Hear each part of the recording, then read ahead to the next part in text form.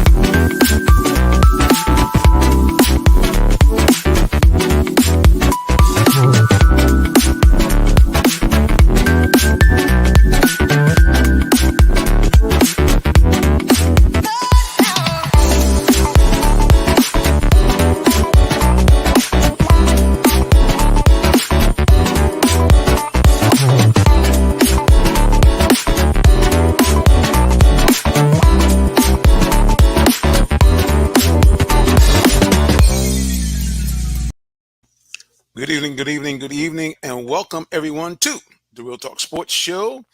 Thank all those of you who are joining us here on various platforms, including, once again, the people on the air. That's right, we're back on live radio, WIGO 1570. It is now called the legendary WIGO Pacesetter 1570 AM. Uh, it is now owned by the fabulous Miss Sheila A. Brown, coming to us all the way from Buffalo. She has taken that station up there, turned it around, and made it one of the premier stations in the upper New York State area. And she's looking to do the same thing right here with WIGO AM 1570. Now, again, the legendary WIGO Pacesetter 1570 AM. And so, again, we thank all those listeners who have joined us on there today. And again, we are just very, very thankful for those of you who have joined us. So, hopefully, our audio has been a little balky because of our internet. There's something going on, I think, with my computer, and I'm shocked because it's a brand new computer. But nevertheless, we're going to go on and proceed and be on this show. We got great stuff to talk about today. All the breaking news, you know the stuff. We're going to be talking later on in the broadcast about Deshaun Watson, his suspension. Do you guys think it was enough? Not enough? You tell me. We'd like to talk about that. And we're going to bring on, of course, when we talk football, the one and only D. Orlando Ledbetter has been invited to join us to talk not only about that, but primarily about the Falcons, because NFL training camps are open. And that was a couple of days ago, the pads are on, baby. So we're about to see what the Falcons have and what they can do for us going forward. Now, keep in mind, the minister is on the hook, saying the Falcons will go 10-7.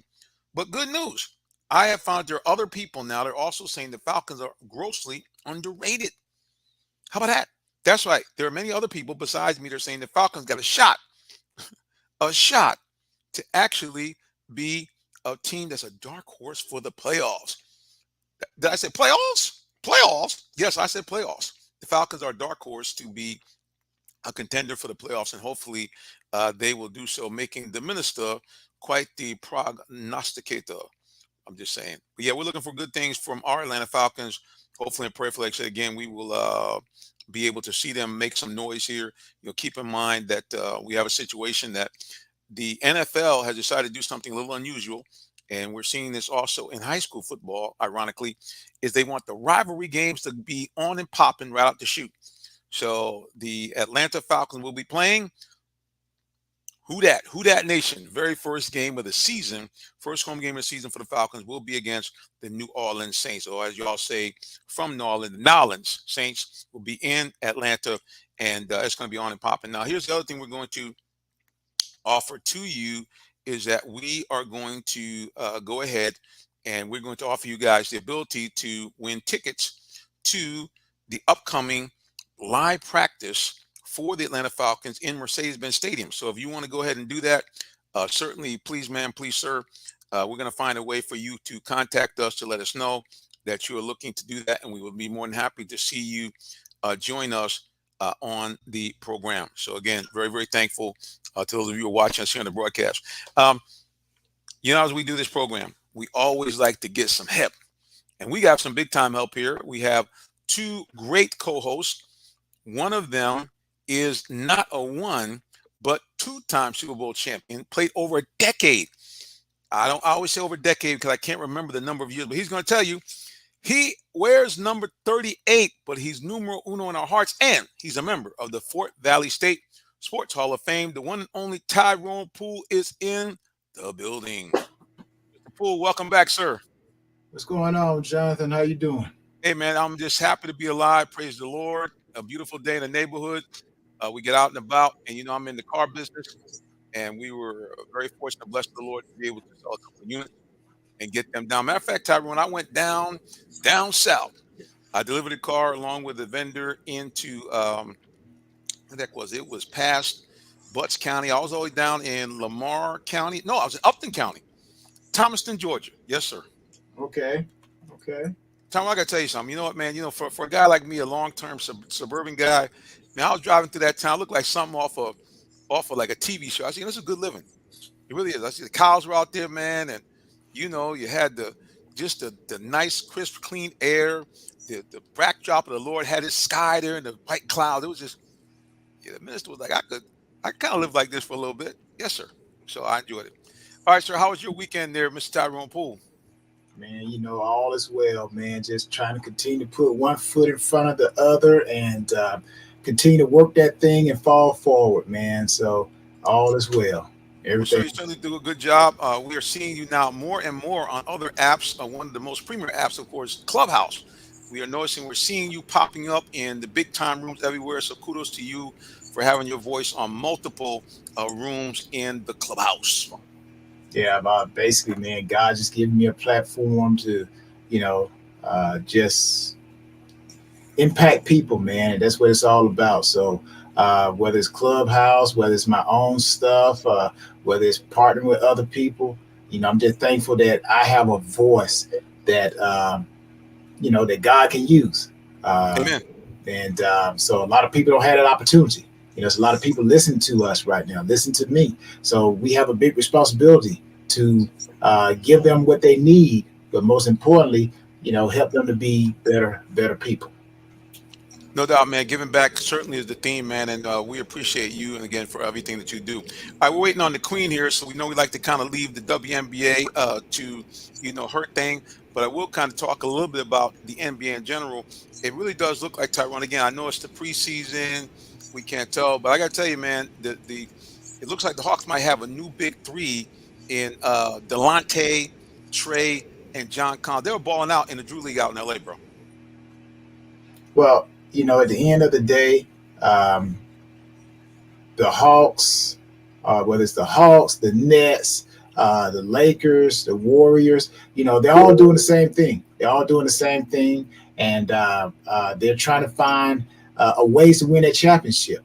Believe it or not, I just found this information out, but only 11% of NBA players have ever won a championship. So those things are hard to come by, man. So that's why you see all these leagues coming up. That's why you see, the players from every team trying to develop that big three or the big five if they can get all five people out there who are dominant. But this is where you start to build championship level basketball if you're the Hawks or if you're the Heat or you're the Celtics or whomever. This is when you build it. You build it during the off season. I know we all hear when Allen Iverson said playoffs. He said, no, that's Jim Moore. But Allen Iverson was like practice. But this is how you build championships. This is how you build it. You build it during the time that everybody else is off, but only certain players are out working. They're working. I bet if you go ask Michael Jordan, if you go ask Kobe Bryant, the late Kobe Bryant, these guys, yeah, you take time off. But, man, this is what I do for a living. Let me work on my craft. I'm pretty sure you don't go home and you just, you know what, let me just shut it down for the rest of the day. No, I'm pretty sure you find time to rest. But then you say, you know what, I got to move 5 cars tomorrow. I got to find out how I'm going to end this year selling and meeting my quota. So that's what NBA teams are doing right now. no doubt, man. And the Hawks are looking to try to really make John Collins a part of what they're doing going forward. And I think they if they can get this chemistry with Delonte, with Trey, and with John, the Hawks can really be a dynamic team and a team that could be a real threat to get and make a run again at Eastern Division title and possibly find themselves in the NBA Finals. Yeah, man, kudos to the Hawks. Kudos to John Collins, a guy that's been banged up, a guy that's been much maligned.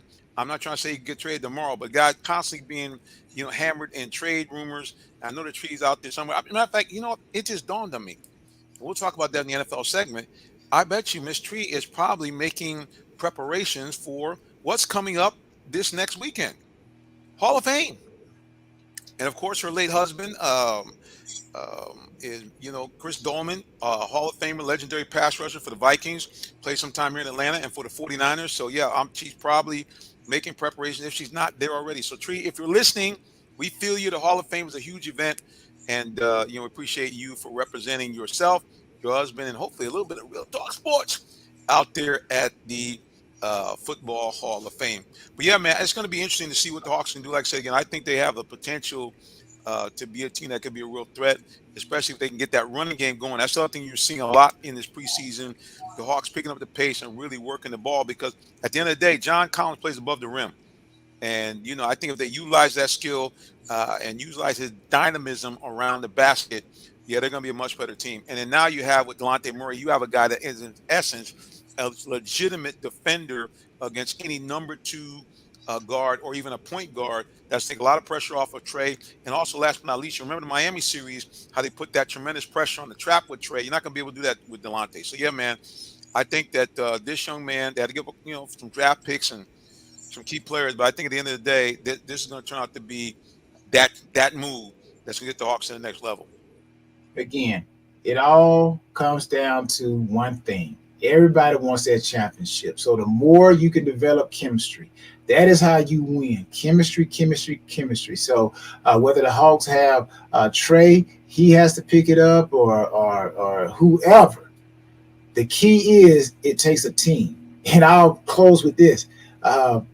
We've heard the story with Shaq and Kobe. When Shaq was at his funeral, he said, "Hey, there's no I in team."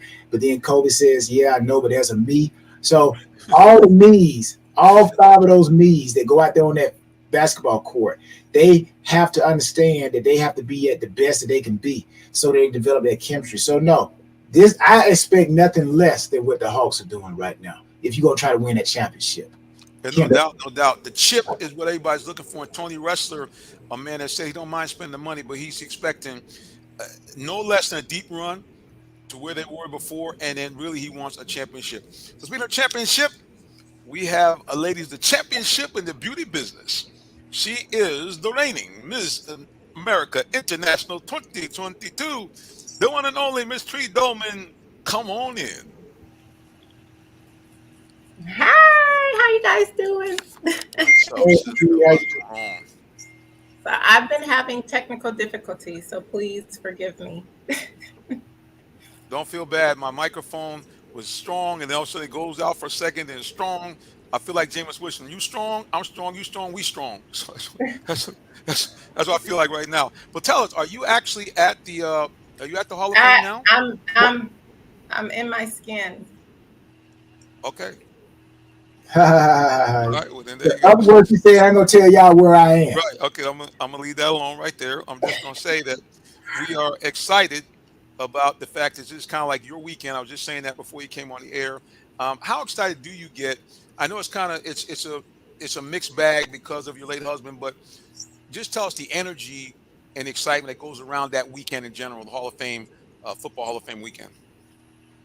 Yeah, it's exciting for the new guys and the new families coming in. It's also exciting for the current members. We all get to see each other and get together. It's really beautiful. And I'm always holding back a lot of tears, even before my husband passed away, because there's so many positive people that give back. A lot of the former players, they reach out to kids who don't have fathers, and they just do so many great things for them. It's just very touching. It's a weekend of just a lot of love and fellowship. And that's why we say Hall of Fame family, because we really are family.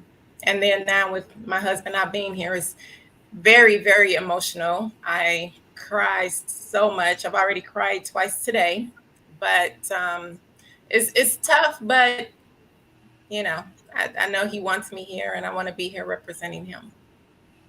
Well, we appreciate you for joining us here in during this time. And we're going to ask everybody, listen, if you want to hear more of the Real Talk Sports Show, you got to keep it locked right here because we got to give a shout out to the sponsors. We'll be back with more of the Real Talk Sports Show in just a moment. Please, as I always tell you, don't go nowhere. Thank you. The day has arrived. It's time to let more people know about your business. You have the right marketing plan and the messaging in place. But do you have the right messenger? Good advertising and promotions need a professional sound so the message can be clearly understood. Don't leave your brand image to chance. Let our team of voiceover experts at CME lend you a hand. Give us a call at 678-304-8121 to find out how we can partner with you to give your business its voice. Are you in the market for a new vehicle? Well, check out Allen Vigil Ford Lincoln in Morrow, Georgia. We have one of the largest inventories in our area for both new and pre-owned vehicles, so we're sure to have something for everyone. Family owned and operated since 1982, customer satisfaction is our number one priority. Come see our full lineup of vehicles and find the one that best fits you. Give us a call today, 678-726-5739, or shop us 24/7 online at allenvigilford.net. All right, we are back here with the Real Talk Sports Show. I'm the guy down at the bottom, the minister, Jonathan Simmons. Up above me here, the Super Bowl champion, not one but two time, Mr. Tyrone Poole. And up above to the left, the beautiful and always lovely Miss Tree Dolman. Well, Tree, we want to talk to you a little bit about what is going on in women's sports, especially the WNBA and our Atlanta Dream. Well, I must say that right now, we started off strong with the Dream. Things are not looking good for the Dream right now. We just have some must-win games because right now we're not in the playoffs. We've been moved out of the top 8, and we have about 3 or 4 more games that are must win, 2 against the New York Liberty. So we definitely can win 2 of those. We did lose 1. That was a tough loss. And like I said, we have to get some wins. Tiffany Hayes went out. She got injured. So hopefully we can get her back because she scores a lot of points. And we have another player that went out with a hip, and she's having hip surgery. So she's out for the season. So those are 2 big key scorers. The Atlanta Dream definitely have a lot of work to do. But it can be done. We know that this team is phenomenal. They have a great team. They have great team chemistry. And we just have to go out and make it happen. Go hard or go home. And they don't want to go home. They want to go to the playoffs. No doubt that is the goal. And I noticed that they also have something that I guess they started a few years ago with WNBA called the Champions Cup. I saw a lot of celebration, people jumping around. What can you tell us about that Champions Cup? And it seems like everybody's having a whole lot of fun. Yeah, I just love whenever they're doing anything innovative, getting all the players excited. And I haven't seen the Champions Cup lately, so you'll have to tell me more about that one. Sorry, I've been a little preoccupied.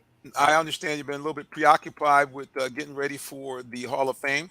Yeah, so it's something I guess they came up with a few years ago, trying to do something a little different to kind of keep the ladies engaged and involved and, kind of playing at almost a near playoff level. So it is a couple of countries involved. You have the U.S., you have the continent of North America, and the most recent champion was the Las Vegas Aces, who I guess took this down this particular year. So again, it's very, very interesting.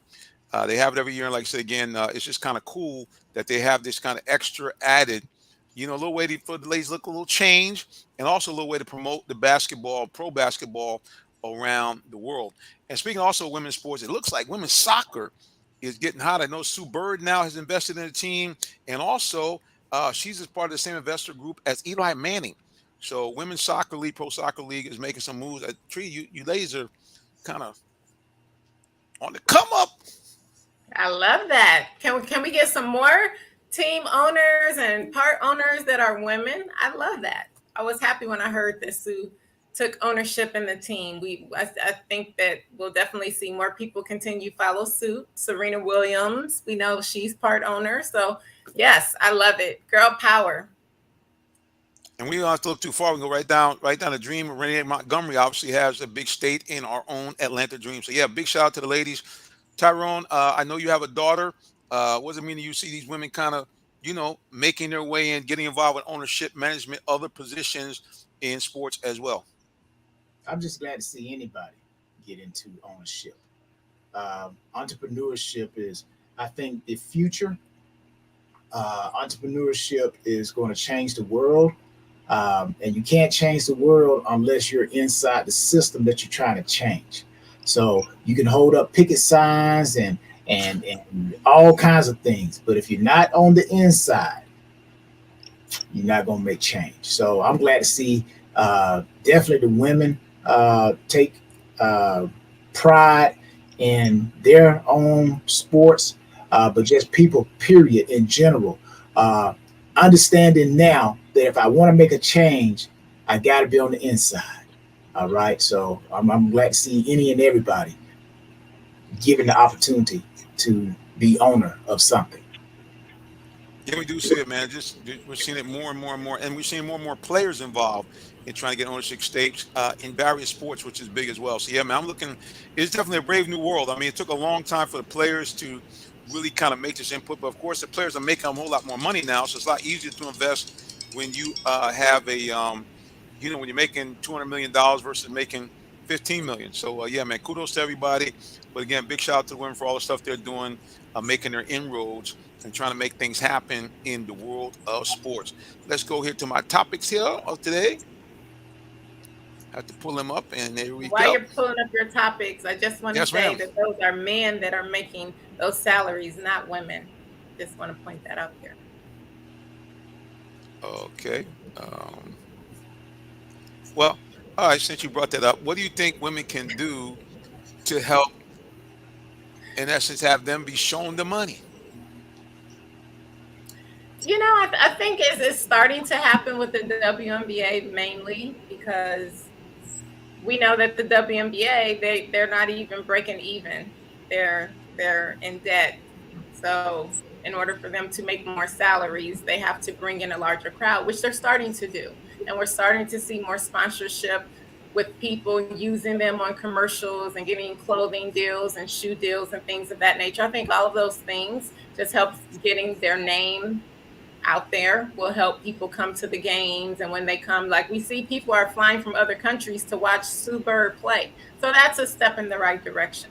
And I think that if we just continue along that path, the fans will continue to come in. We're starting to get more television deals. Once we get more television deals and things like that, where the WNBA is making more money, then they can start paying the players more money. Yeah, it's really, it's all about, it's all about return on investment. The more people feel that women can, make money in advertising, that people are buying the products that they're pitching, they're going to make more money. That's just it. Go ahead, Tyrone. No, I'm just listening. Right. Listen, here's the bottom line. If you build it, they will come. We see what happened with the Live Tour. They've kind of taken golf by storm. They just said, we don't care about the PGA. We're going to bum rush you guys. And they're paying money to the top players, and the players are leaving. And people are going to be at these tournaments. So bottom line is that's really it. And I want to say kudos Tiger Woods for turning down $800 million. That's a lot of money, Tree.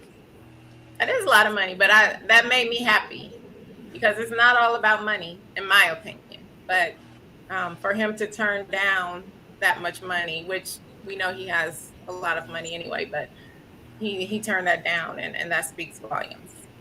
And also, can we give a shout out to the Rocket Mortgage Championship that was held in my city of Detroit this past weekend, and Tony Finau won. Yay, his second tour that he won back to back. So I was happy about that. I was watching that. Great tournament for Rocket Mortgage and for the city of Detroit. So I have to throw that out there since we're talking about golf. I say this about turning down money. It could be anybody, right? I'm always going to remember this story about Master P that he told. Okay, it's easy to turn down something when you may not have it. But I love the Master P story. Anybody who has heard the story, you're gonna listen. Bear with me. Listen to it again. But if you have not heard his story, then you're gonna be enlightened. So anytime you hear somebody turn down something, this is gonna probably come to your head. I know it does with me. Very quickly, Master P and when he first started out, he and his brother, right? They go to California, and I think Capitol Records, what have you, was gonna sign them. So they didn't have about maybe $500 to $1,000 something together, right? So they get out there, and Capitol Records, I believe it's Capitol Records, offered them a deal. Said they're gonna get him $1 million, So Master P's brother was excited. He was excited, man. He looking at, we only got like $500 or so, man, and we not wasted, but we used majority of that on the flight coming out here. So Master P ended up turning down the deal. He turned down the deal. So his brother's like, man, what are you doing? Master P says his brother was livid with him. He was mad. But then Master P brought sense to him. He said, hold on.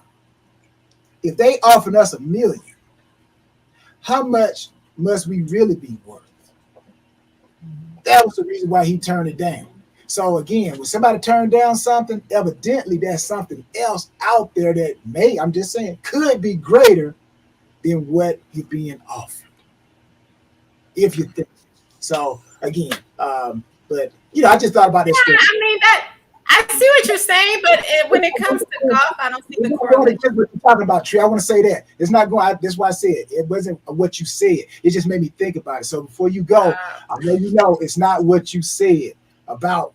It just came to my thought. So that's all it was. I got you. Yeah, and I have heard that story about Master P, and I love that he did that. That was very smart, and we see that he got way more than 1 million out of the things that he did with No Limit Records. Yeah, I mean, look, I mean, to me, I get, it's easy for me to sit here, not having made that kind of money, and to say, well, hey, look, what, these guys should turn the money down. At the end of the day, I just think, at some point, I think about the late great Kirby Puckett, and I also think about Cal Ripken. Both of those guys, at the end of their careers, had opportunities to sign with other teams like the Yankees and so forth for a lot of money. And both of them said something that was pretty interesting. They both said, listen, we came up to this organization since we were kids. And they said, we've made a lot of money over the years, and this next contract, probably our final, is going to make us a ton of money. And he said, I just got to the point where I looked at my family, looked around, and said, well, how much money do you need? And that was really it. I mean, he said, I'm comfortable here. My family's here. I grew up in the organization. They've done nothing but show me the best. I mean, how much do I really need? Do I really have to go to the Yankees or the Dodgers because they're offering me $4 or $5 million more? No, I got a good situation here. And so they stayed. And both of those guys played for those two teams for all their careers. And I think there's something, I said that again, I've not played not 1 millisecond of any professional anything. So I understand it's a business. I know a guy from our hometown, Calvin Murphy, one of our greatest sports legends, probably the greatest.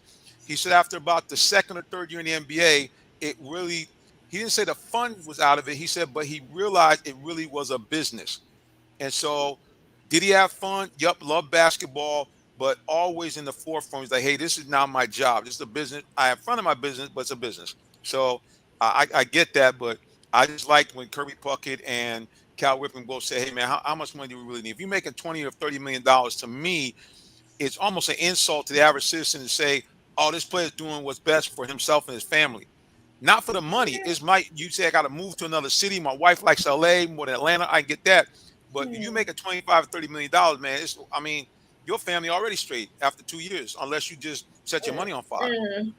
I'm gonna have to disagree on that end part of it's unfair to regular citizens. It can't be unfair because if somebody, I don't care if they're making $100 million or $10 billion, that's them. And that's their lifestyle. Everybody's life isn't the same. And everybody, when, the more money you make, the more your bills cost. So everybody's is different. So you can't judge one person from the next. But I do see what you're saying where, yes, that's a lot of money, but who knows? His house may cost 20 million and he's trying to pay off his house, or, you just never know. So it's not for us to say what's too much money for someone else. Everybody has their own judgment with that. Do a lot of people like money? Yes, a lot of people like money. But I will say, what came to mind when you were speaking, something that I've always have posted and I just say all the time, because unfortunately, the world that we live in, too many people just care too much about money and things, and things don't matter. So the thing that I saw, and I didn't come up with this, but I just saw it and had it posted everywhere. But it says, people need to learn how to love people and use things, and not use people and love things, because that's what happens a lot of time.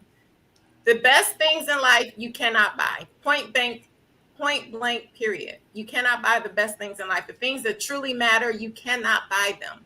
And once more people and the world starts understanding that more, I think the world will be a better place.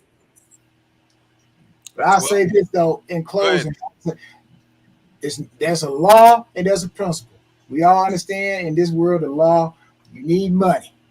But again, the rule is basically how much do you need? But the law is you need money. The rule is how much of it do you need? But we all need that money. So we all agree on that, I'm pretty sure. The rules are different. The law say you're going to need some money. So that's how much of it you need. That's your rule. Yeah. And there you go. Well, at the end of the day, guys, again, it's a lot of money. And I just think that at some point you have to say, look, how much do I really need? And that is kind of up to you. But yeah, I just think this whole thing, them jumping tours, at the end of the day, it's like this. The PGA themselves have nobody to blame but themselves, because just like the NCAA, they mishandled the way they treated the athletes. Athletes made many predictions for them, I guess, for, how much money you made to miss a cut, how easy or how hard it was to get in. The PGA, I remember, was snarky with the European Tour a couple of years ago, talking about their guys can't play unless they play a certain number of tournaments. So the PGA, I don't feel sorry for you guys at all, because you kind of created this your own problem. All right, before we go to break, Vincent Turner reminded me really quickly. He said, hey, yes, absolutely, before we leave and go into the break, big kudos and shout outs to the late, great Bill Russell. If not the greatest NBA player of all time, certainly has to be ranked in the top 5. He was certainly the winningest champion of all time. He has the most chips. Right. 11 chips in 13 years.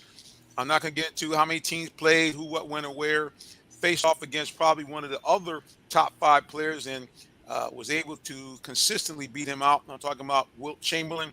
So at the end of the day, Bill Russell, great man. And not only that, but in the middle of the 1960s, it was very difficult for people of color.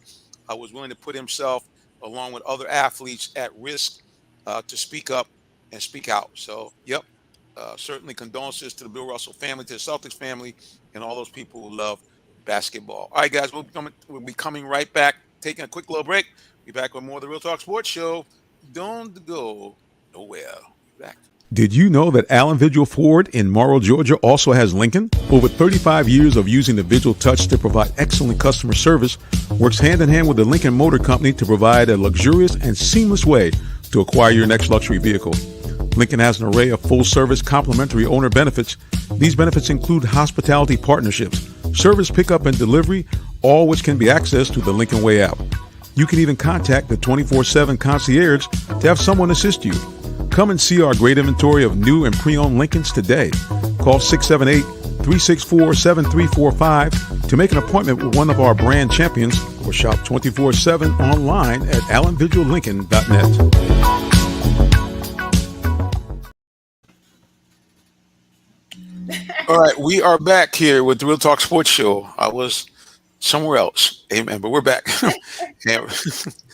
Tyrone, I think you were going to make a comment before we went off into the break, sir. No, actually, there's a comment as you went off talking about Bill Russell, paying homage to him and all of his greatness, and condolences to his family. Anytime you lose someone, I'm pretty sure he was the pillar in his family and community, and definitely left an impact on the league. So he will be greatly missed. But I'm pretty sure there's somebody that is still keeping his likeness his imagery alive, and he will always be lived in all of our hearts, and just the impact he had on the game. So, yeah. So, No condolences. doubt. 88 years old, always stayed engaged. Matter of fact, the NBA Most Valuable Player Award was named after him a few years ago. And interestingly enough, he couldn't win it because it was started after he retired.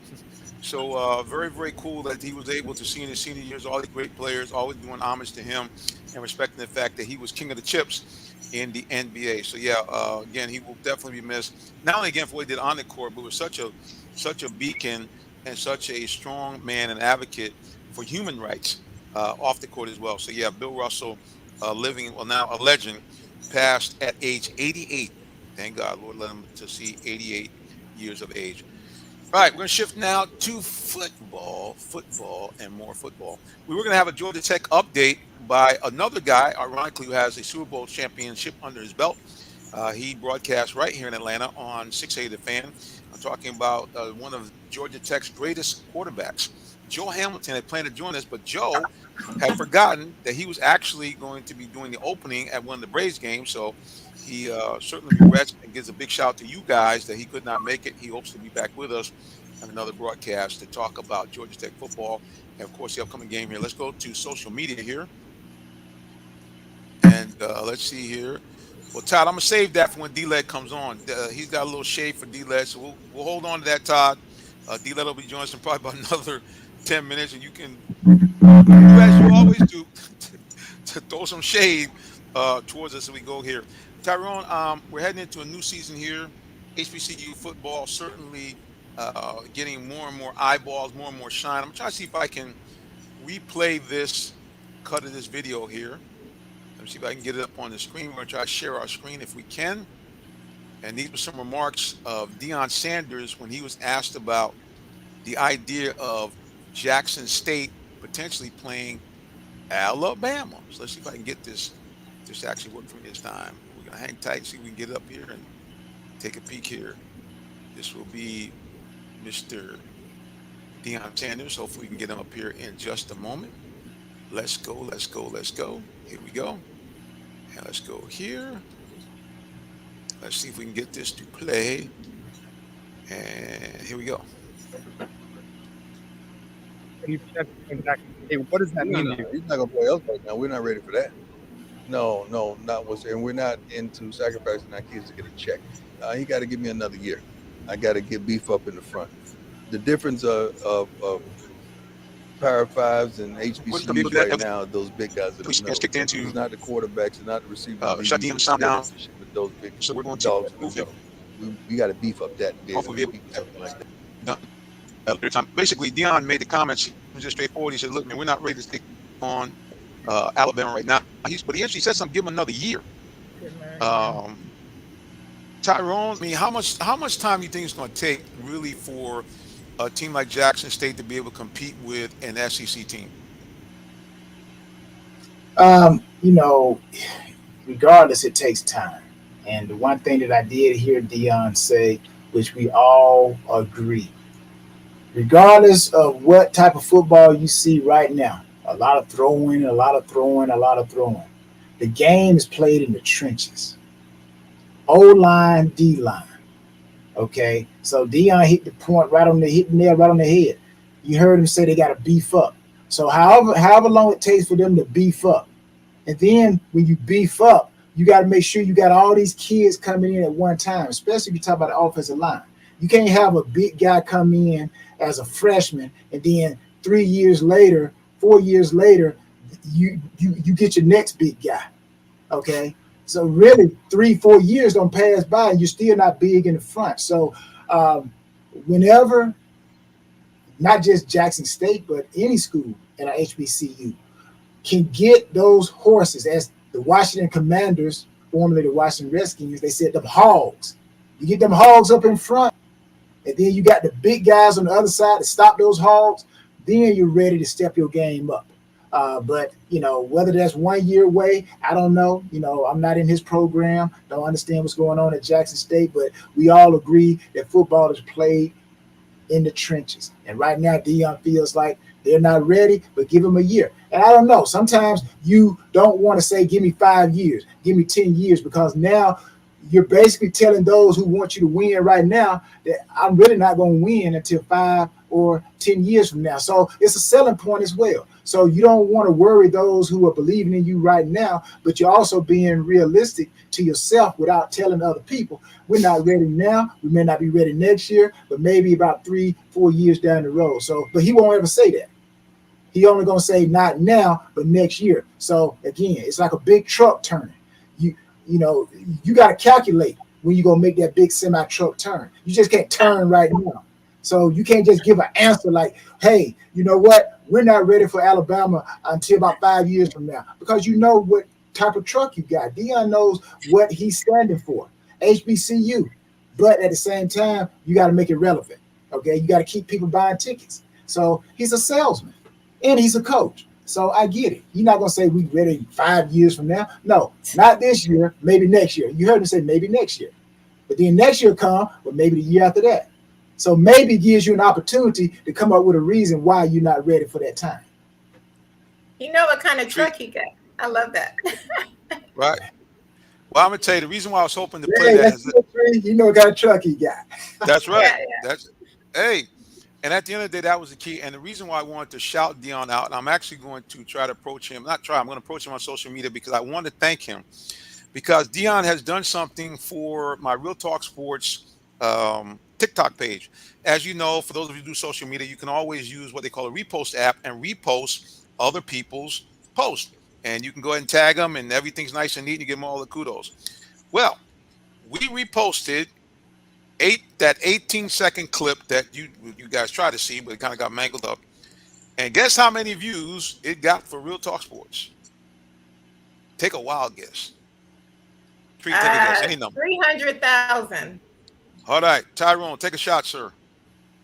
You know what? It's a high number. I put it to you like that because he has a lot of followers. I've seen and I follow Deion as well, so I'm pretty sure it's a high number. All right, the number as of right now, that video reposted has allowed the Real Talk Sports page to, drum roll please, 1.1 million views to the Real Talk Sports shave. We have just added 2,300 followers in about 5 days. Oh, So, good. Yay. we appreciate Deion, and it also has generated about 1,500 comments. My fingers got tired just hitting like. So, Deion, Coach Prime, once again, use prime time. So we appreciate you, Coach. And matter of fact, let's go ahead and let's hit my man Todd. He already said, hey, you know what? We're not ready for that. But that was, I mean, everybody made comments. They said, hey, we appreciate the guy being real. Tyrone, prime time will be calling from Jackson State soon. Big schools come calling. Come on, man. You think? And I'm gonna go back. I'm gonna say this about your social media, Jonathan. This is a social media tip for all those out there. What you want to do when you're trying to raise yourself up, you get behind somebody who's already holding it up. All right. And then they allow you to be on, like Jonathan said, reposting automatically. You know, Jonathan's going to get a lot of followers. So anybody out there who's trying to raise your social media, maybe you got 10 followers, 20 followers, go follow somebody who got a lot of followers. Okay. And support them. And then repost something that they got. Then they going to see what you're doing for them. And then they're going to repost you. And then boom, there you go. So teamwork make the dream work, people. Tyrone Poole with your social media tip of the day. That's true. I mean, it's because all the influencers, Tyrone, you know, we hear about this on Clubhouse. You've seen it.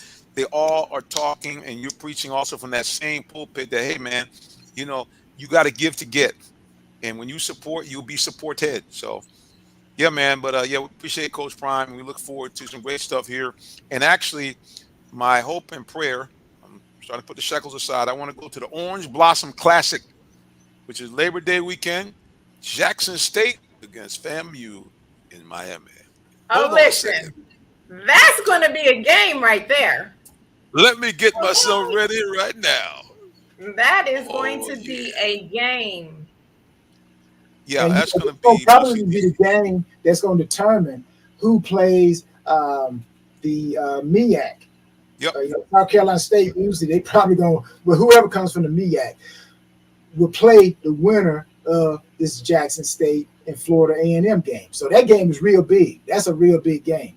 Oh, yeah. The winner will play in the MEAC. Yes. So we're looking forward to. I might be beating going Miami. to Miami. I'm really kidding. I'm not. I might be Hey, going to Miami, but not for that. got my shades ready, baby. All right. Well, listen, we're gonna take a break, and we're gonna come back and shift some gears, talk some NFL football. And yes, I already know everybody. The burning question is: Deshaun Watson is back, or is he? All right. We'll be back with more of the Real Talk Sports Show, but you have to keep it locked right here and don't go nowhere. Thank you. Hold on. Did you know that Allen Vigil Ford in Morrow, Georgia also has Lincoln? Over 35 years of using the Vigil Touch to provide excellent customer service, works hand in hand with the Lincoln Motor Company to provide a luxurious and seamless way to acquire your next luxury vehicle. Lincoln has an array of full-service complimentary owner benefits. These benefits include hospitality partnerships, service pickup and delivery, all which can be accessed through the Lincoln Way app. You can even contact the 24/7 concierge to have someone assist you. Come and see our great inventory of new and pre-owned Lincolns today. Call 678-364-7345 to make an appointment with one of our brand champions or shop 24/7 online at allenvigillincoln.net.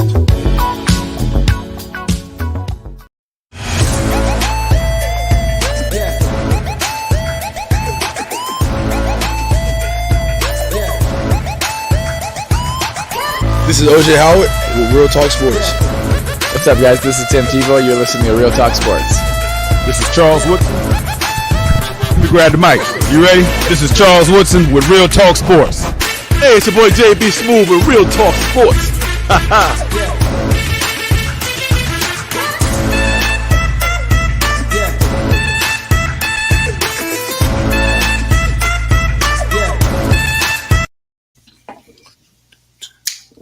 Oh, okay, we're back. Welcome to the Real Talk Sports Show. I'm kind of grooving and moving to the background. My man, JB Smooth. I was get a kick out of him, man. He's a funny man. He's even funnier in person. He was clean that night. Had them nice shoes on. I was kind of thinking, man, I need to get some of them in the 14th. Anyway, Yeah, you back always to clean. yeah. Listen, I mean, that's the way if I'm gonna go, we gotta go hard and try to be extra something.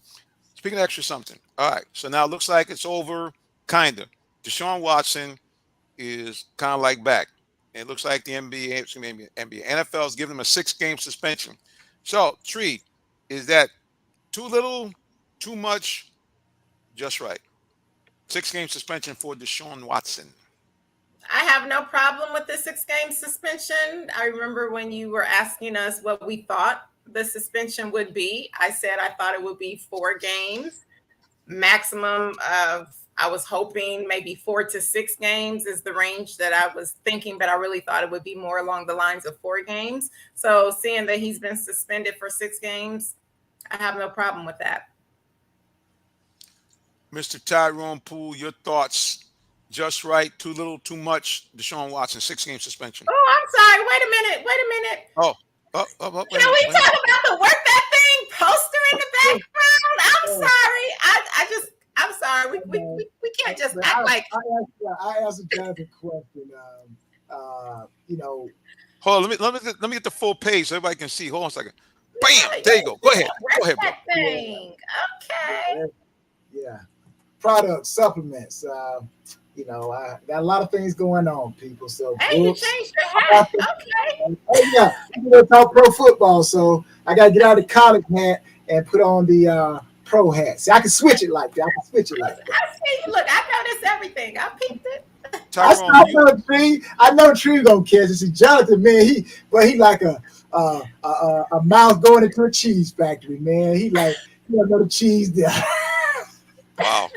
I just messing with you, man. I had to crack on you. So it's gonna be like that. Put the shades on. I'm over here. I got 9 things going. I'm trying to produce. I'm trying to make sure my mic sounded like Chinese. But here's the thing. This is the thing, bro. You need to put Tree on retainer, bro, because she is your hype woman, dude. Because she don't be missing nothing, and she makes sure on social media if you're doing something, that's my guy Tyrone. I'm telling you, man, everybody needs a hype person, bro. I'm just saying.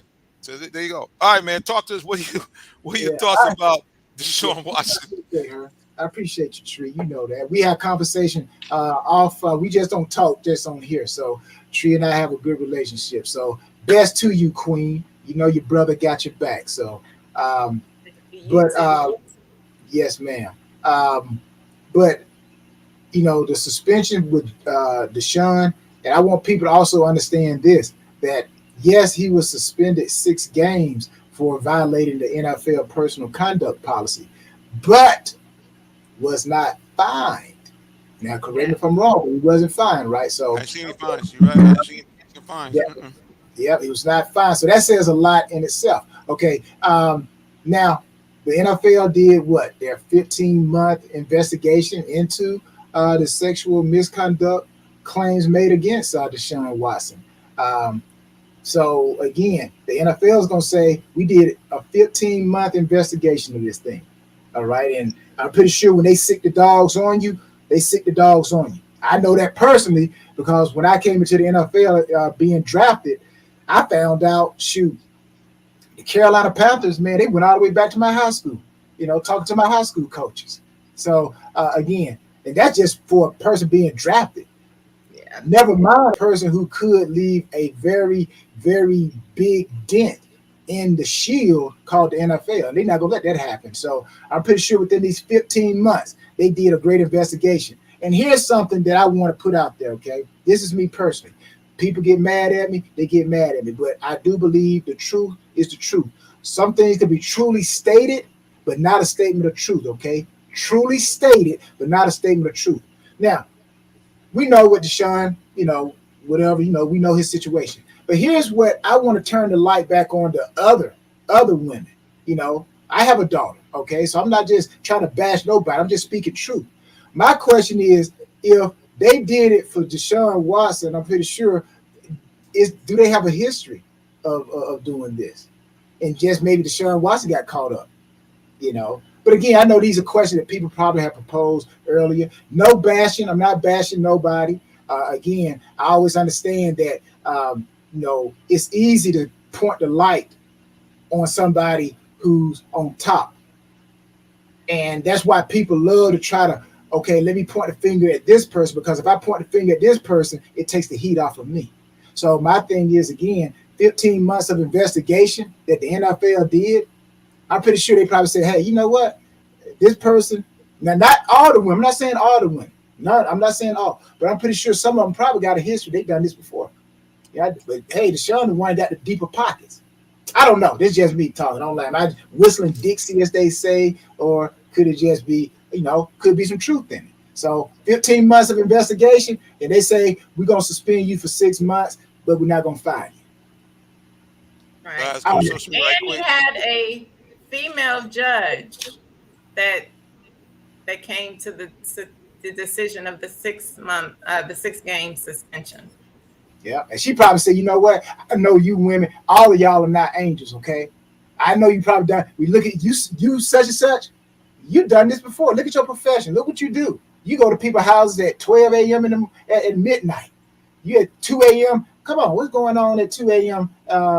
Is he that sore? She that sore? I'm just talking. I'm just saying. I'm just making that's me talking right there. I don't know what the judge said or what evidence, but I'm always just saying, turn the spotlight. The same question you come to me with, propose that same question to the other person. If you dig a dirt on me, dig dirt about the other person. But I know in this world, they don't do that. The bigger you are, that's who we going after. Because small fish, we wasting time with you. The big fish, that's who we want. That's who we want, the big fish. So, like I said, nothing bashing nobody. I'm just trying to speak truth here. And hopefully people heard what I said. I'm not attacking nobody. But we live in a society where people, again, if you're the big dog, you're the one they're going after. And they omit the other person even though they've done wrong. Just like Christ said, let he who has not sinned, cast the first stone. That should have been what they said. Hey, come after whoever if you haven't done wrong yourself. man, people probably would have dropped their rocks and dropped their suits. I'll just say it. Yeah. I'll just say it. I see Todd has a comment, and then I want to hear what you think, Jonathan. But I want to read Todd's comment first, where it says, "Wonder why no criminal charges. We now learn per ESPN, investigators that interviewed the women were not allowed to testify at grand jury. The investigators recommend criminal charges." So what's your take, Jonathan? Well, at the end of the day, I'm counting the fact that, if I'm not mistaken, was he not allowed to play all last year? Did he play any at all last year? He did not play at all last year. All right. Was it because of the injury, or was it because of the investigation, right? He didn't want to play for them. That's thought- when all of this started. He said he was not going to play for the Houston Texans and he wanted to be traded. Time he came out and said that is when all of these allegations came out against him. So Well, for me, that's why. Go ahead. Then if you're an NFL team, you don't want to play somebody who you figure you're going to trade in the long run, because if that person gets injured, then your trade is out the window. So you shut him down. You sit him down. You find some reason to sit him down because you know you're about to get rid of him. So there's a lot of factors in here. Well, for me, the whole thing from the get-go didn't seem right, because it's just that I like to try to go to the timeline. He said, "I don't want to play for you anymore." Okay. Evidently, this is not his first rodeo. He's been with these women on and off for a minute. Then suddenly, whoop, breaking news. First I think it was 12, then it went to 22, 24, and the number kept escalating. And I said to myself, why is all this coming out now that he doesn't want to play for the team? And he's trying to basically force the team's hand to get him out of there. That's, to me, right off the rip, made everything kind of feel kind of odd. As far as the number of games he got, I'm like, hey, the guy already missed an entire season. Whose fault? My fault? Nobody's fault. He didn't play an entire season. So to me, 6 is plenty. Now, of course, we have Falcons fans feeling some kind of way, saying, okay, this guy was allegedly had charges on him by multiple women. Meanwhile, our wide receiver, our numero wide receiver, Mr. Ridley, is out for the entire season for gambling. So he ain't approached nobody. He didn't have any kind of things going on. These are Falcons fans. It's not me talking. These are Falcons fans all in their feelings. All I can say is this. And then they talked about the gentleman from Cleveland who got, I think, a couple of years because he couldn't stop smoking weed, which is now semi-legal. All I can say is, to me, the 6 games are enough. You don't know who's right, who's wrong in the whole situation. And I think it's time to move on and do something else. Don't get me wrong, I got a daughter, grown daughter, so I don't want anybody doing anything up to mischief. But I'm thinking, like, if you're a masseuse, and I would think at some point the word got out, this guy's kind of a little fast and free with his hands and with his clothes.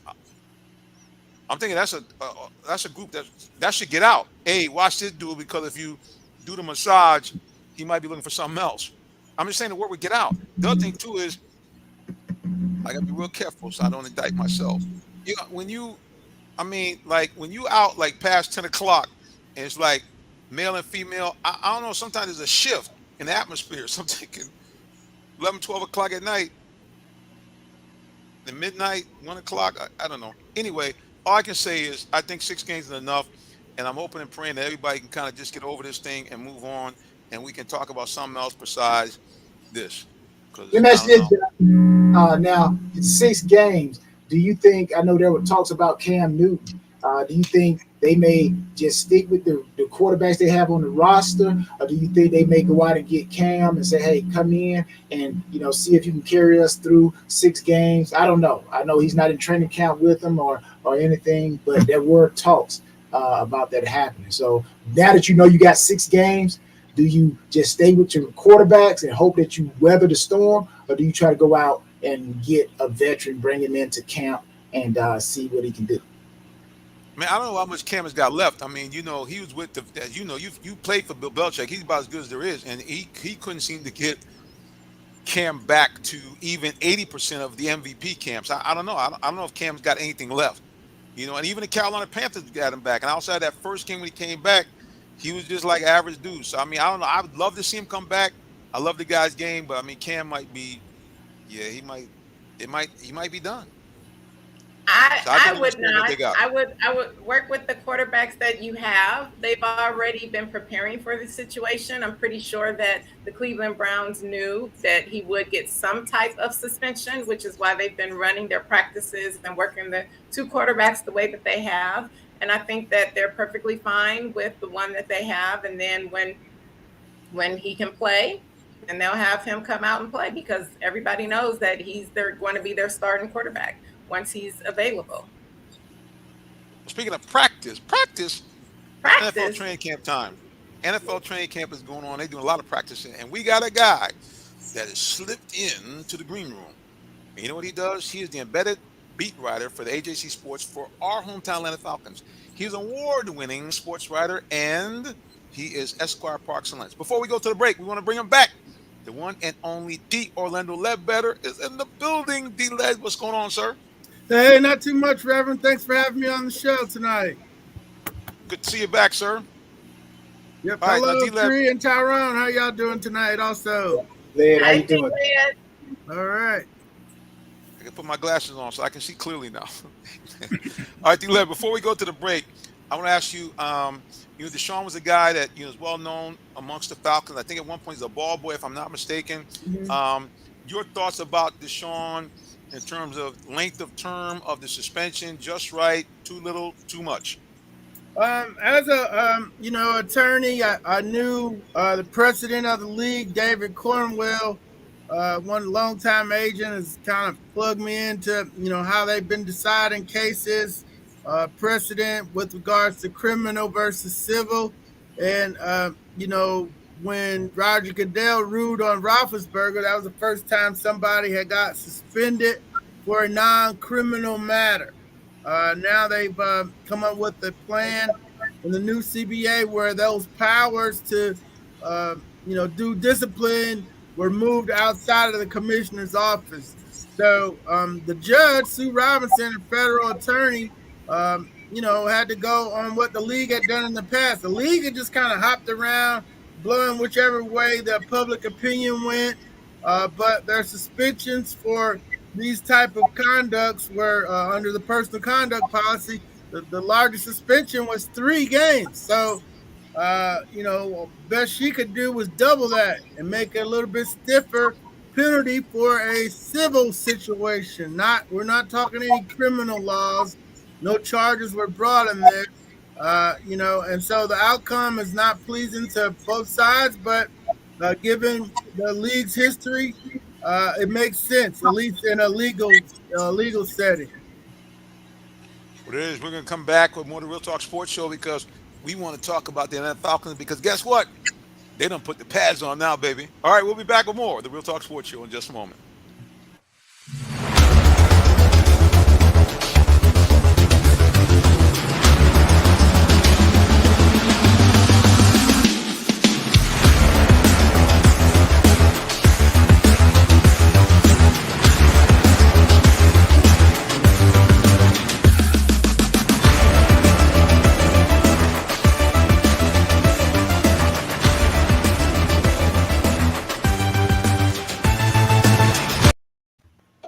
Bam! We're back here on the Real Talk Sports Show.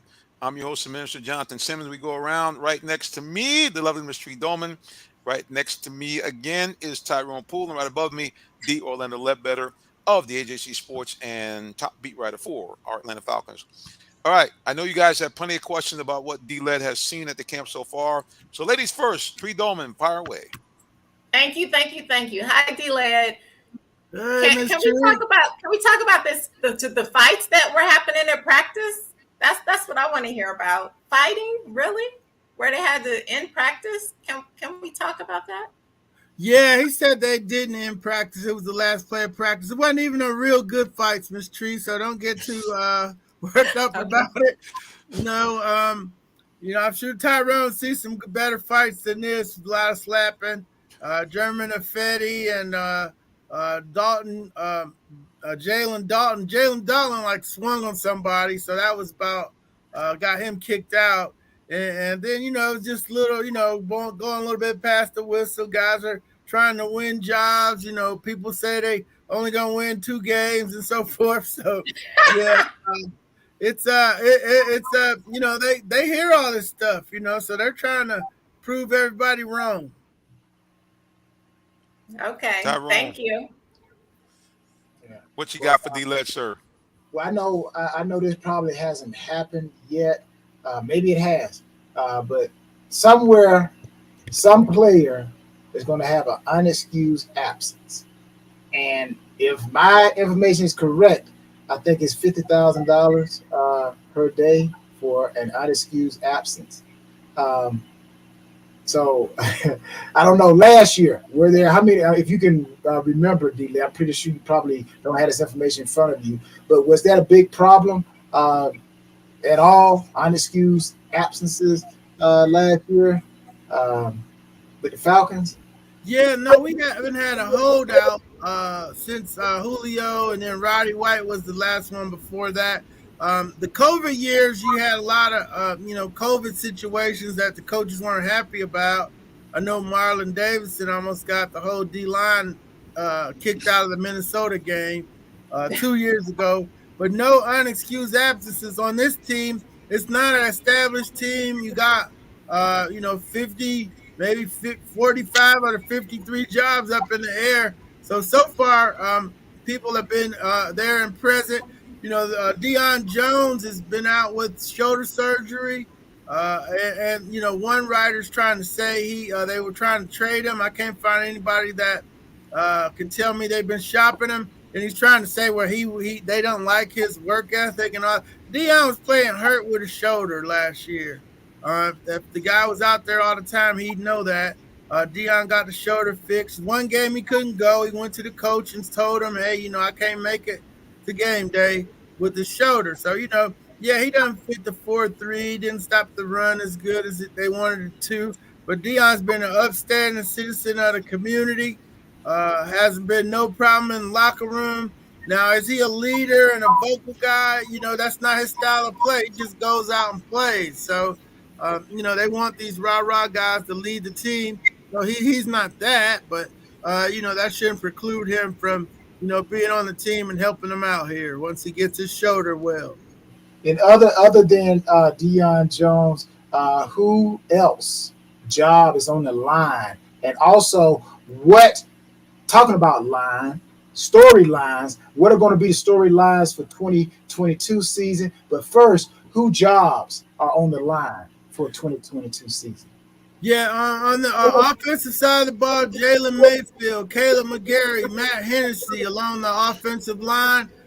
In the backfield, you got Mike Davis is already gone. His job is off the line. He's gone. Wide receiver wise, Calvin Ridley's job is gone. He's probably not going to be back. He'll be traded once they get him back if he gets back. And then on the defensive side of the ball, can Marlon Davidson beat out Tyquan Graham for a spot next to Grady? Vincent Taylor ruptured his Achilles today, so he's gone. That clears the way for Anthony Rush to win that job. There are a lot of people, that have already lost their jobs. In secondary, Fabian Moreau is gone. Eric Harris, Deron Harmon, they're gone. And if Jalen Hawkins and Richie Grant can hold it down, they'll have new jobs back there. The punters, Bradley Pinion, they signed from Tampa Bay. He's safe. Younghoe Koo is safe. And that's just about it. Felipe Franks, he's not safe. They're trying to make him a tight end. So those are some of the people who will be fighting for their jobs here in the next couple of weeks, starting up in Detroit next Friday at Ford Field. And with that being said, my last question, like I said, with all that named, what you just said, what kind of storylines do you think going to be created that you can create right now for 2022? Right, the quarterback, number one, who's replacing Matt Ryan? It's going to be Marcus Mariota. How long is he going to last? He never played 16 games before, so we're going to see Desmond Ridder at some point. So, the quarterback situation. Can they get the ball to Kyle Pitts? Everybody sees how great he is, and he can get open. Hey, can you get him the ball? Red zone. Only had one touchdown last year. He thought that was laughable. He wants a lot more touchdowns moving forward. So those are some of the stories. Can they run the football? They were 31st against the run. Can they open up some holes? Can they protect the quarterback? They gave up 40 sacks last year. It's the same guys. So, somebody's going to do some Vince Lombardi style coaching. I don't know if they put them, they had weight training. They get a lot stronger and a lot quicker and a lot smarter to where they're going to actually block the people this year. So those are some of the keys and if they can do some of that, and then defense gets better, maybe they'll win more than 2 games that everybody's predicting for them, except for the Reverend, who's got them going. I was waiting. I was about to say, D-Lee, man, is there still any hope for Jonathan's prediction, 10 wins? But you already answered it. You already answered it, D-Lee. All right. I'm still making my poster. Wow. All right, well, I'm not going to mess with y'all right now. I'm going to go ahead and go to social media here. My man Todd is always throwing shade. He says, I don't know what happened at the press conference this morning, D-Led, but he's saying you got to step up your game. A little timid, LOL. Got a big laugh on that. Now, what's going on between you and – I'll tell you something, D-Led. I'll be honest with you. Is something going on with you and Coach Smith? I mean, what be happening with y'all two? Because sometimes it seems to be a little between y'all two. No, me and Coach Smith, cool. We just been texting each other tonight. I don't know what he's talking about. He went in on Paul Newberry 2 days ago, and they think it's me all the time. So Paul Newberry asked him about, hey, how are you going to deal with the low expectations or whatever? So, and then yesterday I asked about Deion, and he said it wasn't a week yet, but we found out Deion's going to be back by the start of the season. So, right. And then today he's been snapping on everybody. He went off on Josh Kendall today because Josh was like, hey, Matt Ryan's got an edge. What do you think Marcus Mariota's leadership style is? And so he got all bent out of shape about, what? Marcus is soft and Matt Ryan had an edge, and he didn't have an edge last year. And then we should have told him, yeah, he did have an edge that time you sent the play in late and he cussed you out on the TV show.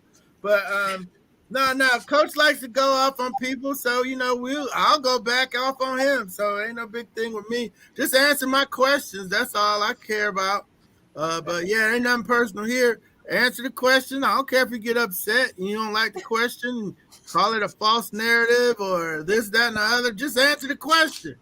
That's what I'm here for, to get people answers. So I don't know where Todd's getting his timid stuff from. That's never been how I roll. And that's certainly not my reputation. We'll certainly put an LOL at the end, so I think we want to get you fired up, That's right. Hey, what's up with Coach Dean Pease? He was talking some stuff about, Baltimore, New England. And listen, at the end of the day, I mean, we can – I know Todd likes to throw shade at everybody, okay? And I understand that I don't care how good of a coach you are. You got to have players. You can't just coach up no straw man, so I get that. But at the end of the day, man, I mean, the guy was involved with some great defense, both in New England and with Baltimore. But again, he had guys that are first ballot Hall of Famers. I mean, we don't got no Ed Reed here. We certainly, don't have many other players. We don't have no Strug. We don't have, the man himself in the middle. We don't have any of that. So I understood the other day he was talking about players, but at the end of the day, if you don't have them, you're going to have to – a good coach – and Tyrone, you could probably testify this. A good coach is going to find a way to get the best out of the players he got. You can't play dudes that are now on your team. You got to do the best you can with what you got.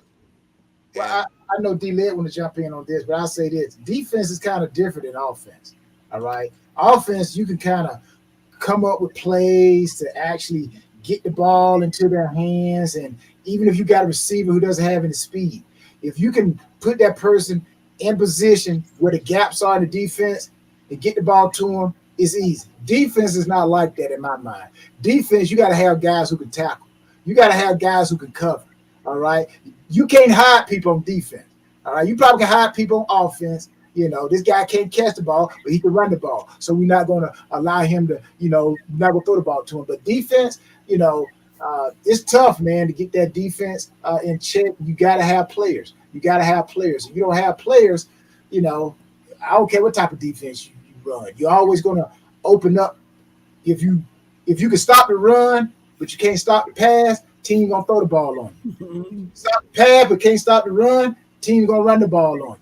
The offense, you can switch it up. You kind of could dictate a little bit what you want to do based off your talent. But defense, it's like, man, I think defensive coordinators are like presidents of the United States. You know, they come in with all dark hair, but then after a couple of years, man, they had them turn gray, man.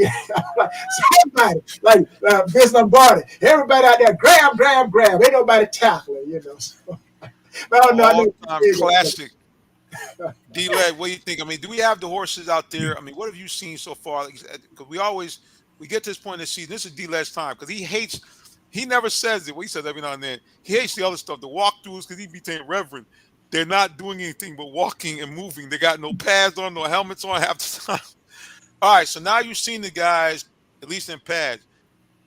Who are the 2 or 3 guys that have stood out for you so far, especially on defense? Anybody stand out and say, hey, look, this guy looks like he's a little better, looks like he'd be an impact player, any of the rookies? Who's kind of got on your radar?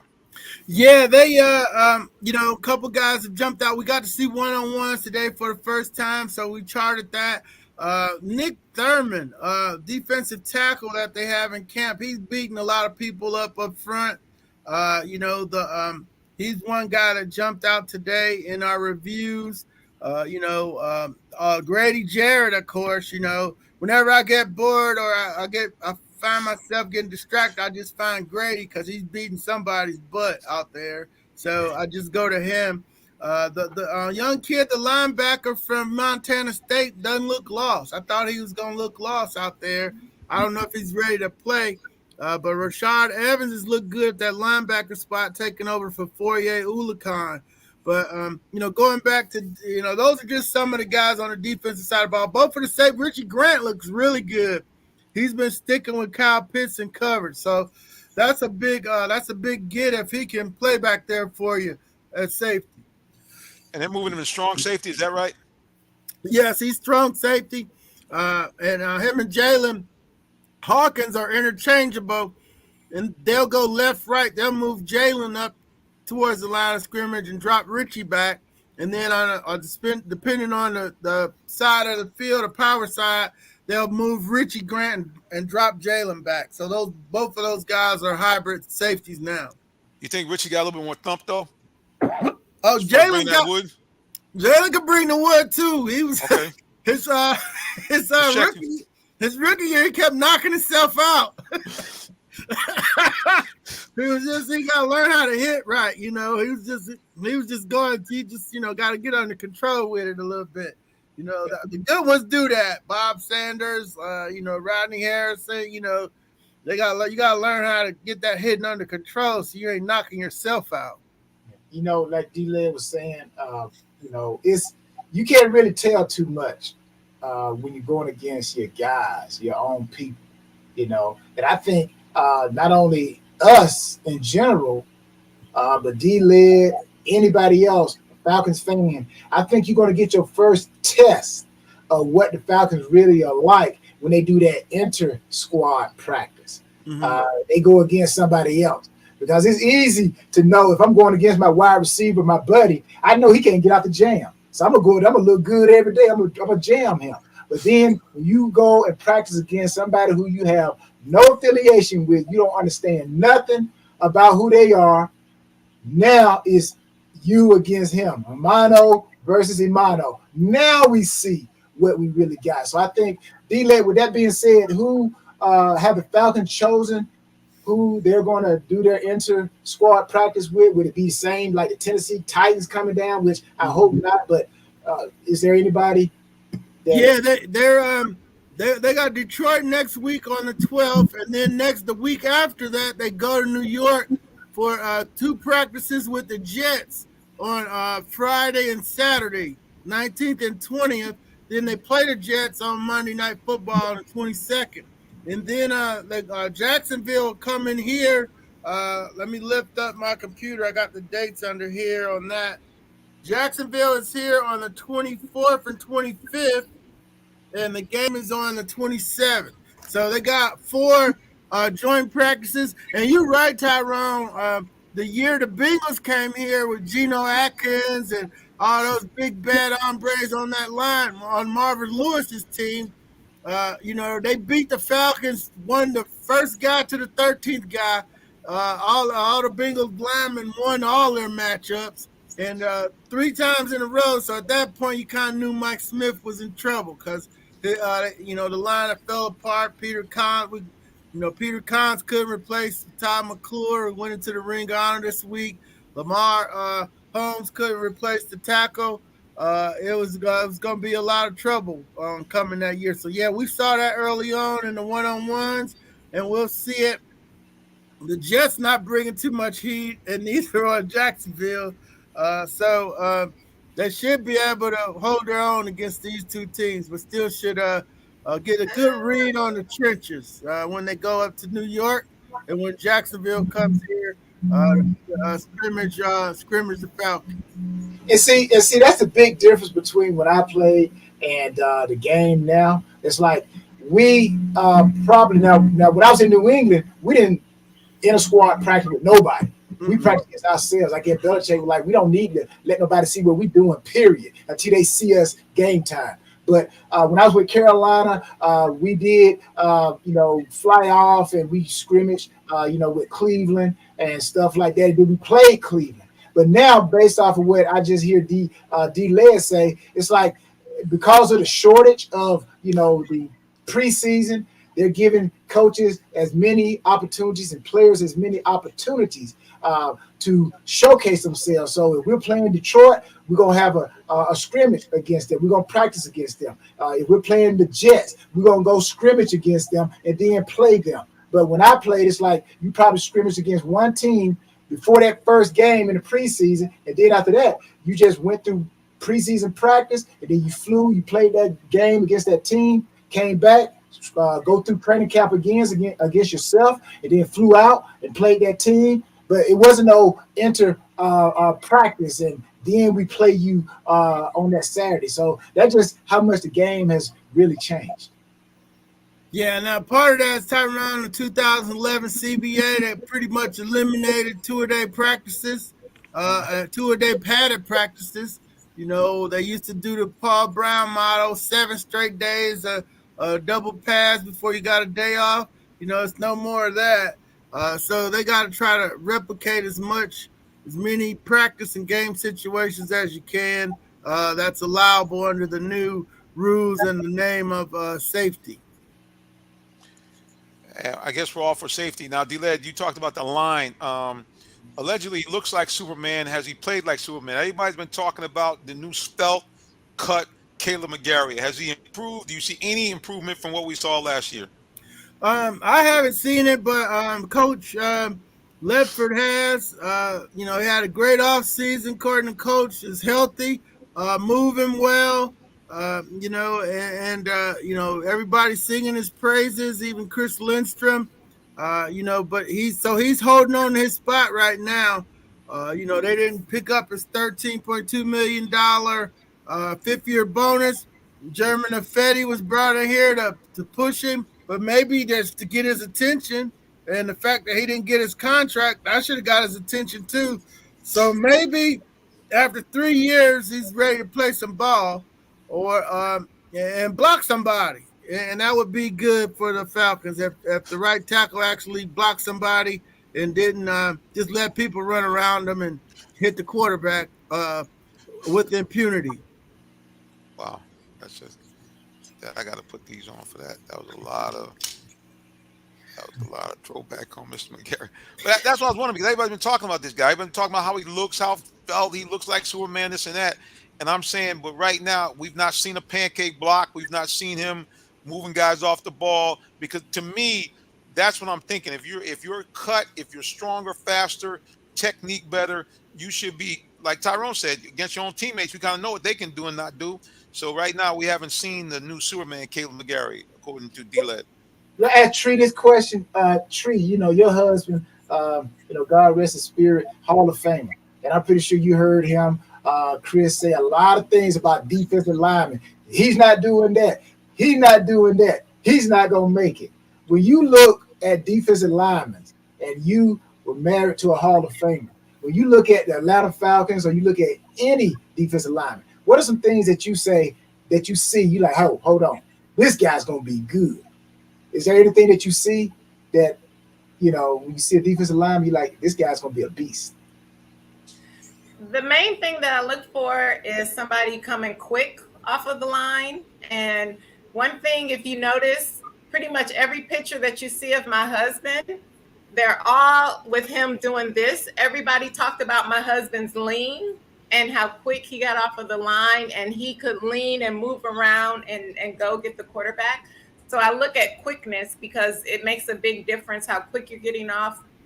And also, he always talked about the hand movements. Like, he actually showed me how quick he would move hands and all this other stuff. He showed me a lot of his tricks. My husband still had it, even in his 50s. But, yeah, so I look at different things like that.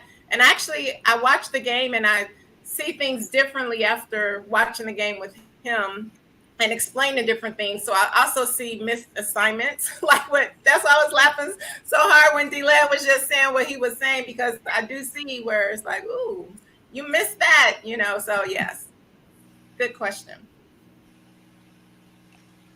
Yeah, I mean, it's like Tyrone was joking before, but that's a classic Vince Lombardi clip. We said, grab. It's basically saying there's no fundamentals. He said, you're grabbing people. I want to see someone tackle, get your shoulder on the other side of that body and drive him to the ground. And the same thing with blocking. I mean, you have to, D-Led, you talked about this a lot last couple of years about the Falcons, especially on short yardage, not being able to move anybody off the spot. You got guys running, and basically the running back, he takes 2 steps and he's got to stop because there's no movement forward. Are we seeing any of that, any improvement of that so far in the camp? I know it's early, but have you seen anything we say, oh, that we might have something? Yeah, we haven't had our first short yardage goal line situation practices yet. They've been open. They ran some 7-7 red zone goal line stuff. But Tyrone knows that when you get that 9-on-7, that's when you see the pads thumping and them trying to move people off the ball. So they have been loading up for the run in the non-padded practices, having heavy run periods. But, like I said, they're not tackling. It's hard to tell. Looks good. Looks actually great on air. But, they're not moving anybody out the way. So with these traps, they got people pulling, making some real power runs. They're trying to run some power out there. So yeah, it's going to be good to see if they could take that to the field against the Lions and the Jets and the Jaguars, because they know they can't throw the ball 40 times with these guys that they have. So yeah, they got to do something with the run. They got to find some bread and butter. That's what we used to call it. What's your bread and butter? What are you going to do on 4th and 1? I don't know. It better not be a jet sweep. I want to see some power. 4th and 1. I don't care if it's a quarterback sneak, fullback belly, straight eye. But yeah, I need to see some bodies flying, because they talk about every blade of grass, but if you need every blade, you need a yard. The good football teams, guess what? They go get their yard. And so if you can't do that, you're going to be punting a lot. It's one thing D-Led is alluding to that I love. I never was a part of it. I'm glad I wasn't a part of this particular practice. But they call it goal line. They say goal line, goal line tell you exactly what D-Led just said. The goal line defense against the goal line offense, man. And if your offense can't move that ball 1 yard to get into that end zone, you're gonna have a long season. Yeah. It's almost like one-on-ones. The DB versus wide receiver. That is an offensive drill. All we doing on defense is corners working on our technique. That is an offensive drill. I think goal line really is an offensive drill. Even though you got, the defense has to push back, but you only got 1 yard as an offense to get. And, so if you can't get 1 yard, man, we got problems for the season. So I used to love to see goal line. I go get my helmet, get on the sideline, get on that knee. Hey, I sit and watch, Jack. I sit and watch. That's the big mules and hogs in there, baby. You grunting and helmets clacking. That's the real deal. Well, last question here as we get ready to wrap it up. Todd says, D-Led, when do you think the pressure will be on Coach Smith to actually start winning these games and get this team into playoff contention as we wrap it up? This team's a couple years away. Realistically, it's 2022, 2023, 2024. If they're not in the playoffs, then, we'll probably see the end of the Coach Smith era. Well, there we go. On that note, we're going to wrap it up. You know how we do it. Before we let our guests and co-hosts go, we want to make sure that you out there listening know everything about them in terms of how to find them and follow up. And so, Mr. D. Orlando Ledbetter, the floor is yours. Thank you, Reverend. You can find me on AJC.com, our Bowtie Chronicles podcast tomorrow, number 340. Changing the culture on defense, courtesy of Dean Pease, on Instagram at DOrlandoAJC. Thanks for having me, Reverend. And this is for Tyrone and Miss Trey. Hey, we missed it, ladies. Well, I see you in Canton, Miss Tree. Yes. Okay, I'll be there. All right. Hey, hold up. You coming in with tomorrow or Thursday? Thursday. Okay. I'm off Thursday. Y'all got some room in the trunk or the back somewhere you can? Huh? No? All right, I thought I'd ask. All right, D-Led, thank you so much for joining us, sir. See you again soon. All right, take care. I know. All right. Mr. Tyrone Poole, the floor is yours. You guys see that right there? Woo! Say it one more time. There you go. Yeah, look at that. There we go. There he is right there. Playing that defense. Going against the GOAT. Baby. Going against the GOAT. Go The to go. GOAT. He said, now on my watch, baby. Now on my watch. No, sir. Oh, my goodness. Oh, Carolina right there. Now with Carolina. Boy, looks sweet. Boy, Oh, he ready. So He you ready. Yeah, look at that. Dog, gone. And here go my He boy said, right "Tell me here. if you want to." Yeah, that's my boy right there. Me and him signed this one, Shannon. Me and Shannon with the Patriots. But yeah, man. Oh, it's football season. Man. Yes, sir. But yeah, I'm getting the chills right now. I'm waiting for the flyover. But Tyrone Poole, 38 all social media. Also go check out my supplements. Work That Thing supplements. WorkThatThing.com. For 12 plus years, my body was my business. So I try to put nothing but good stuff in my body. And now I want to help you put good stuff in your body because your body is my business now. So WorkThatThing.com. Tyrone, give us a close Tyrone Poole 38. And we need his commercial. We need his commercial playing every show. Tyrone, listen, I need Come on, Street. Do me a favor. This is what I need. I don't want the link. Send me the MP4 so I can actually load it into the system. I can play it during the breaks. Seriously. I appreciate it. Yes, sir. We'll do it. Tyrone Poole. He's a bad man. See you next week, sir. All right, you guys be good. All right. Love you guys. Love you. Bye. Miss Tree Dolman, the floor is yours. Hello, everyone. You can find me on all social media at It's Latresa, as well as Ms. America International 2022. There you go. Good stuff, guys. Follow her anywhere on social media, please. All right, guys, we are wrapping it up here as we sign off. For all the people at WIGR, I know they're already left the building. We wanted to sign off to them, but we did not. Next time we'll do that as well. Look, everybody, I am, in fact, a real live minister.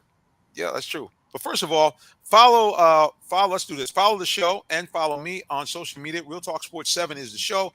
And you can follow me personally at Minister J Sim. That's Minister, the letter J, SIMM. If you want to contact me, it's really easy. You can send me an email, jsimmons at Real Talk Sports. If you got a great sports story or something going on in your community with sports from 5 to 50, I don't care. Give us a call, 678-410-9833, or hit us up on the email, jsimmons at realtalksports.net. All right, buddy, before I go, I want to ask you as the minister, put that hat on now. Do you know the Lord? If you don't, you need to have a relationship with Jesus Christ. How do you do it? Number one, repent of your sins. Number two, believe that he came and died for all your sins. Not just you, but all mankind. When he rose from the dead, he had this wonderful thing called salvation to give to you. And that means two great things. Number one, you become a citizen of the kingdom of heaven. And number two, you become an adoptive child of God with all the rights therein. That means you now can go to the creator of the universe, who made everything, and go to him like your dad. Ask him for anything that you need or desire, and according to his will, he'll give it to you. And when you die, you go to a happy place called heaven, where there's none of the following: no pandemic, no monkeypox, no bad people. You'll never get old. You never get tired. You never die. And it's sunny all the time because the glory of God illuminates the whole place. It's beautiful. Every building adorned with some jewels that'll blow your mind. The streets paved with a gold is so pure it's translucent. And you avoid that unhappy place called hell, where all the things that are in heaven won't be in hell. So it's dark, it stinks, there's bad people everywhere, and you're cut off from God, cut off from Jesus Christ, all the biblical characters, and the many people that you love and fellowship with here. You never see them anymore. I don't know about you, but I like option number 2. It's option number 1 instead of option number 2. All right, guys, until the next time, God bless you and have a wonderful rest of your evening or day, whichever may apply. So long. Bye.